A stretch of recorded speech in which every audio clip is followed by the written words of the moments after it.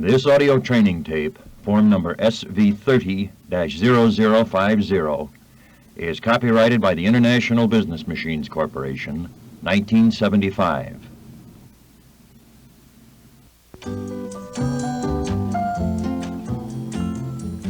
This is the first system exercise titled System Overview. Before we begin, place the tape recorder on the left side of the system so that it will not interfere with the operation of the keyboard or your view of the visual display screen. There will be light music in the background during the pauses to indicate that the tape should still be running and you should be doing something with the system. Where we ask you to stop the tape, the music will also stop as a reminder. Restart the tape when you are ready. As you can see, the System 32 is a small and compact unit. It is a computer designed to meet the data processing requirements of a small business or branch or sub-office of a large company.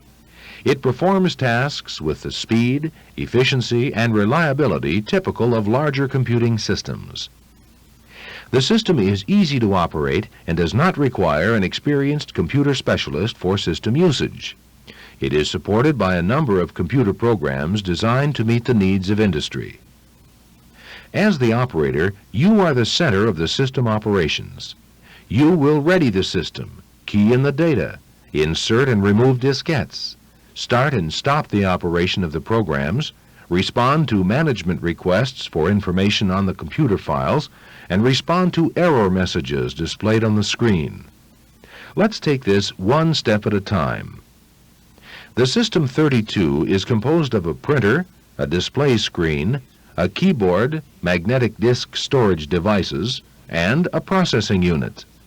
Each of the components will be discussed in more detail in later topics. For now, familiarize yourself with the location and purpose of each unit. First, located directly in front of you is the system keyboard. The keyboard is used for the entering of numerical or alphabetical data. It also controls the functions of the printer and the display screen. Data is entered by using either the standard typewriter keyboard layout, located in the center of the keyboard, or by using the 10-key adding machine keyboard located on the right side of the system keyboard. The small panel located to the right of the keyboard is referred to as the operator control panel. It contains controls which are used by the operator while operating the system. The indicators show you the operational status of the system. Directly behind the keyboard is the system printer. It is used as an output device for the system. The cover can be raised, allowing you to change the printer ribbon or load the paper. On certain models of the printer, this also provides access to the printer belt, which could be changed.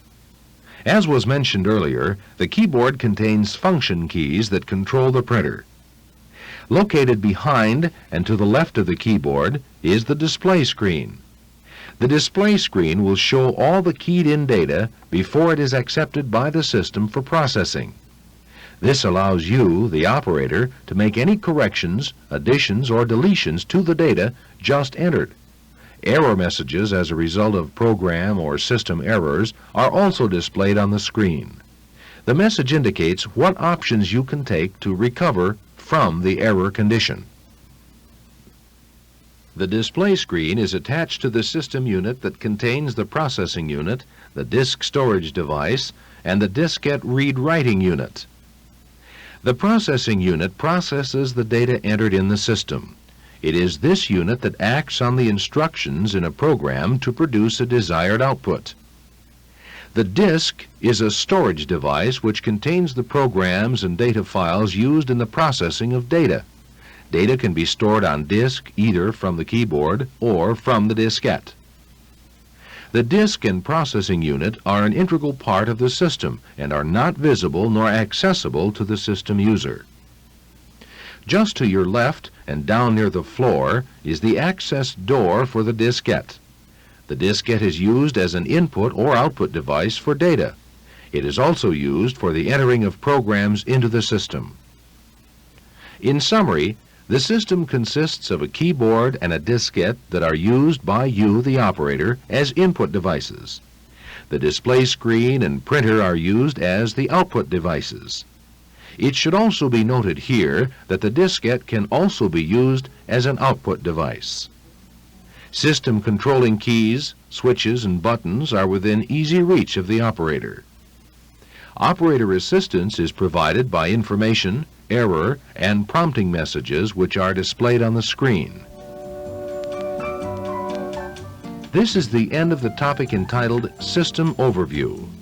Please return to the self-study text and complete the progress check.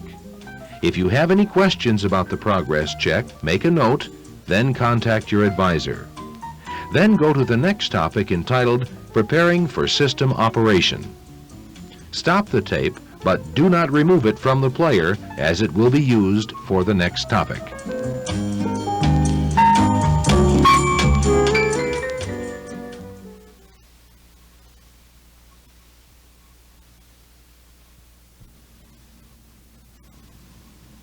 Topic 2.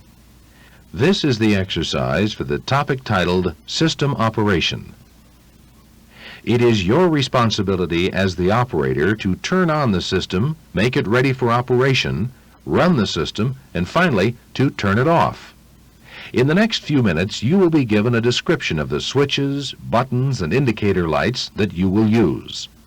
A description of the system indications will be given so that you will be aware of these indications before you actually power up the system. Do not turn on any switches or push any buttons unless asked to do so. Before powering up the system, let's locate the switches, buttons, and indicator lights that will be used. As you sit in front of the system, locate the operator control panel just to the right of the keyboard. The operator control panel consists of a switch, some control buttons, and 4 indicator lights. Going clockwise and starting at the upper right is the power on-off switch, stop, start, and load control buttons. At the bottom of the panel are the 4 indicator lights. Going left to right, they are keyboard ready, processor check, thermal check, and the power check indicators.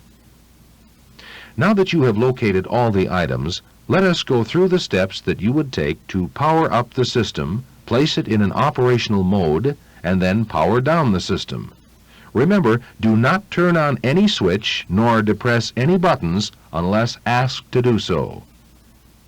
Locate the power on-off switch on the operator's control panel. The switch in the on position would bring power up on the system. The system would then start to run. After about 10 seconds, the stop button would light up. There is an optional feature for the system that can replace the power on-off switch and is called a key lock switch. A key is inserted, then turned to the on position to power up the system. In this course, the term power switch indicates the switch on the operator's panel that turns power on or off. Therefore, if you do have the key lock feature, all reference to the power switch will apply to your key lock switch.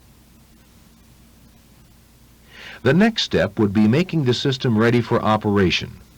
This is done by loading and activating the starting, or what is called the initial program. A computer requires this program in order to begin operation. Each time the system is powered up, the starting or initial program must be loaded. This process is called the initial program load, or IPL. By the way, from time to time we will be referring to many processes and using acronyms to describe the process, such as we have just used IPL, meaning initial program load. To help you become familiar with these acronyms, we will spell out what they mean and what they do. As was mentioned in the introduction topic, the System 32 requires a system control program which contains many of the common routines that are a part of data processing. The SCP, or System Control Program, is activated by the initial program load, or IPL process. Pressing the load button will light it up if it is pressed during the power-up operation. The system will give you a message on the display screen indicating that the IPL, or initial program load, is complete.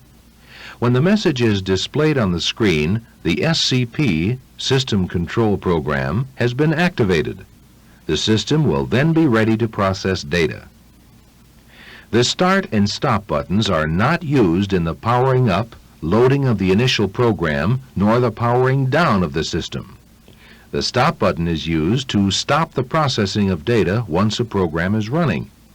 When it is pressed, the Stop button lights up. The Start button will start the processing of data if processing was stopped by the Stop button. Pressing the Start button also turns off the stop light. The Start button lights up when it is pressed. This indicates that the system is processing data. Looking at the indicator lights on the operator control panel, the keyboard ready light would be on, indicating that the keyboard is ready for the entering of data or control information. The next step will be the turning off of the system. To power down the system, you would remove the diskette, if one is in the system, and then turn the power on-off switch to the off position. The system would then continue to run for about 30 seconds in order to cool down the unit. If there was a problem with the power on, the power check or the thermal check light could be on. The power check light indicates a trouble in the power on operation. The thermal check light would indicate that there is a heat problem with the system. In either case, you would return the power switch to the off position. Then, after waiting for about 10 seconds, try to power up again.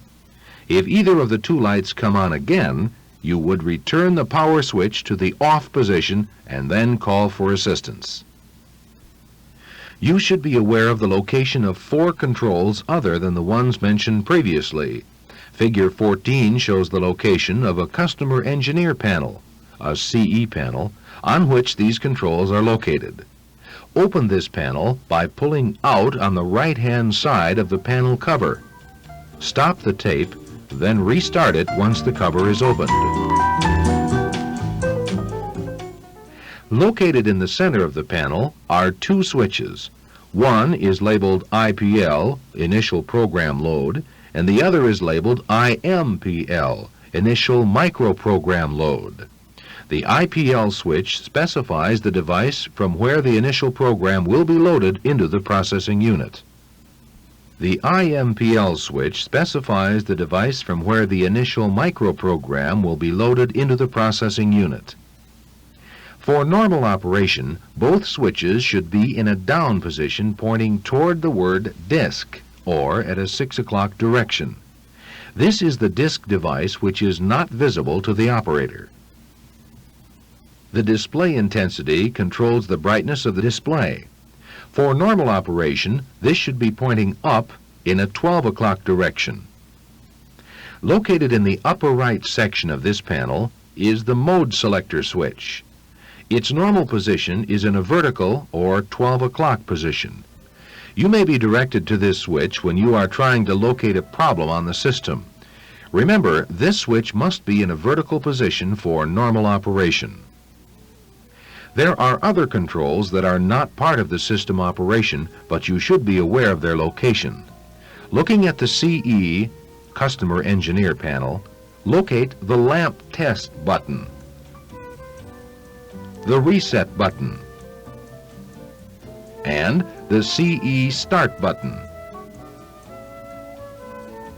Now, close the Customer Engineer panel door.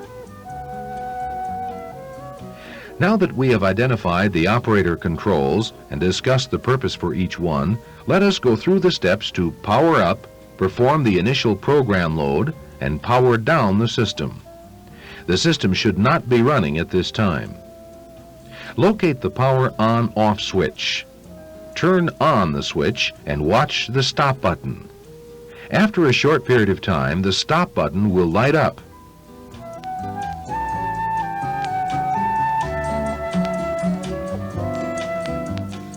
Now, press the load button. It will light up and the stop light will go out. The load button should stay lit for about 30 seconds. If you will watch the screen, you may see it flash for a moment. This is part of the power-up operation.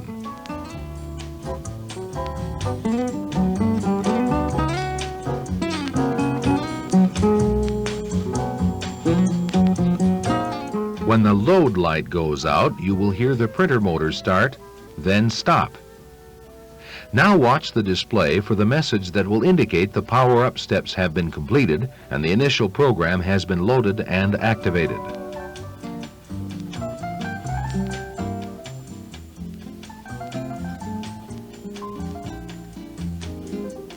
Figure 15 shows the IPL message that should be on the display screen. This message, with the word "Ready" at the lower right corner of the screen, indicates that the SCP has been loaded and the system is in an operational mode.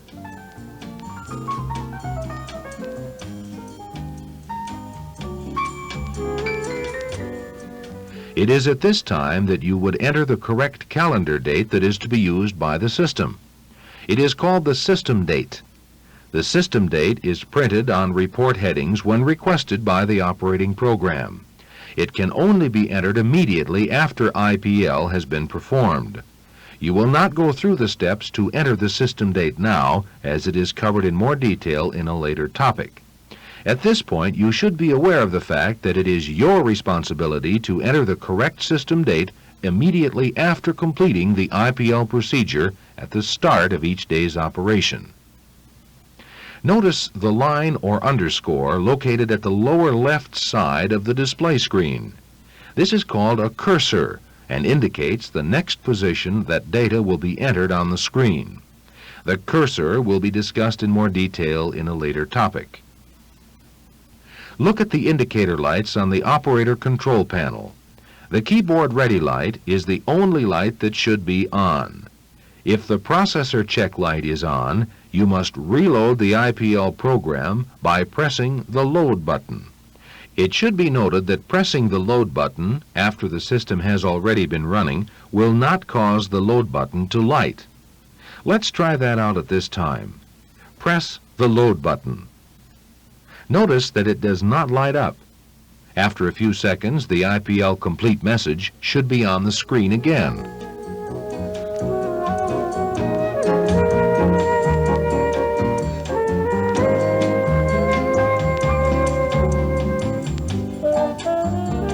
Look at the indicator lights again.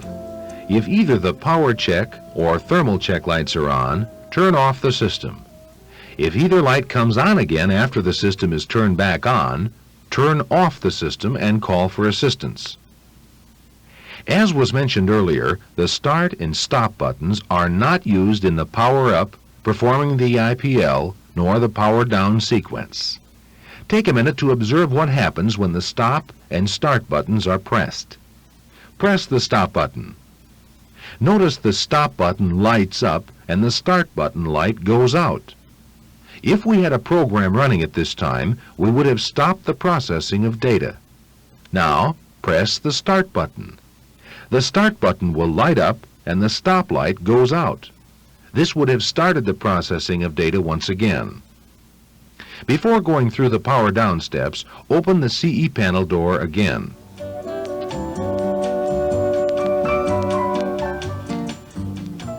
Locate the display intensity control and rotate it clockwise, then counterclockwise. Observe the intensity of the display screen. Position the control for the best display intensity to suit you.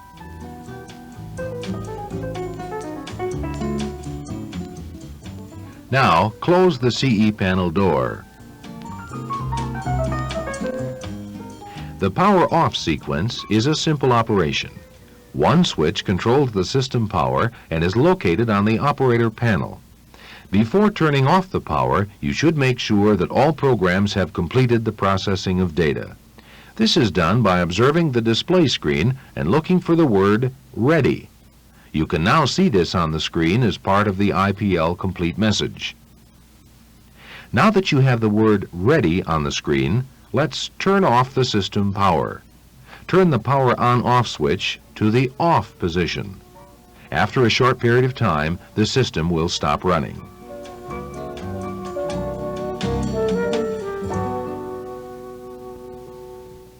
You have now completed the steps required to power up, IPL, and power down the system. You should also be aware of the system indications for a completed IPL procedure and a ready keyboard. Take a few minutes here to go back through the 3 steps again. Remember, when pressing the load button, the system will take about 30 seconds before the light turns off and the IPL message comes on the display screen. At this time, go through these steps to power up, IPL, and then turn the system power off. Turn on the system power.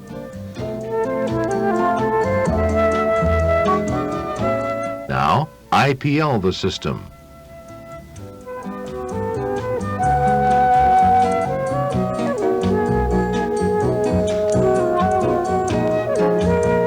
With the IPL complete message on the screen, check for the indications that the system is ready for operation.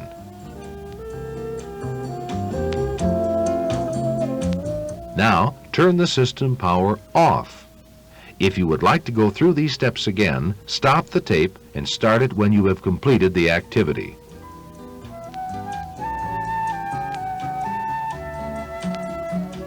In summary, the system contains switches, buttons, and indicators which you used in turning on and making it ready for operation. These controls and indicators are located on the operator control panel, except for the 4 controls on the customer engineering service panel. This is the end of the topic titled Preparing for System Operation. Please return to the progress check for this topic. After completion, go to the next topic titled System Components. Stop the tape, but do not remove it from the player, as it will be used for the next topic.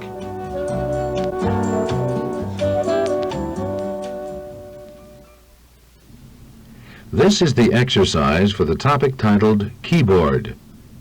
Located directly in front of the printer is the system keyboard. The keyboard is the device from which you will control the functions of the system and enter data. As it was noted in the system's overview, the keyboard is laid out in 3 major areas: the data keys, function keys, and the command keys. Let's take a closer look at each of these areas. Located in the center of the keyboard is a standard typewriter keyboard, which is to be used for data input. On the right side of the system keyboard, you will see a standard 10-key adding machine keyboard along with a decimal point key. Another area of the system keyboard is the function keys. These keys are used to control the display screen and printer functions. Looking at the left side of the system keyboard, you should be able to locate the following keys.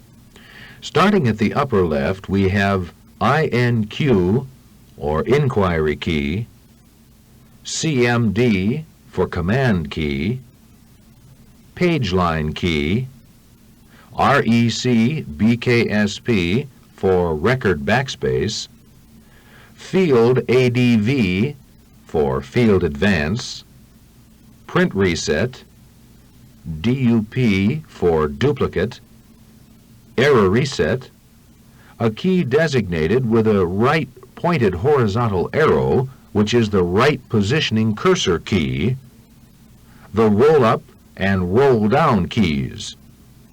6 other functional keys are located on the right side of the system keyboard. They are Enter, a left-pointed horizontal arrow, which is the left positioning cursor key, Field BKSP for field backspace, REC ADV for record advance, the Enter minus and Enter plus keys.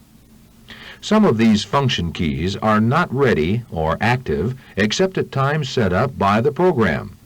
The function of all the keys will be discussed in more detail in the following topics. The third area of the keyboard contains the command keys. The command keys are the top 12 keys of the standard typewriter keyboard from the 1 through the equal sign keys. 24 commands are possible through the combination use of these 12 keys and the Shift key. The top row of keys are active command keys only when they are used in conjunction with the command function key. These keys provide a communication link between the operator and the program. As an operator, you might be directed to perform certain system operations associated with a program being run on the system. These operations can be initiated through the use of a command key designated by the programmer. For example, a prompting message could be displayed on the screen asking the operator if there was any more data to be entered for the updating of a customer address file. The answer could be given by typing in the words "no" or "yes," or you could depress the command key designated for that purpose. Figure 18 shows the system keyboard with the command key template that shows the command key to be used for the no or yes answer to the previous question. Each program has its own command key template if the command keys are to be used with the program. Remember, the top row of data keys are normally used for data input and are only active as command keys when used with the command function key. Let's summarize the points that were just made. The keyboard is the means of communication between the total system and the operator. The keyboard is laid out in three basic areas: the data keys, used for data input; the functional keys, used for the controlling of the display screen and printer functions; and the command keys, used as a communication link between the operator and the program. Remember, there are 24 possible command keys which are activated by using the combination of the Shift key along with the top row of data keys. This is the end of the topic titled Keyboard. Please return to the self-study text and complete the progress check for this topic. This is the end of this side of this cassette. Run the tape to the end by using the fast forward feature of your tape unit. Turn the tape over to continue.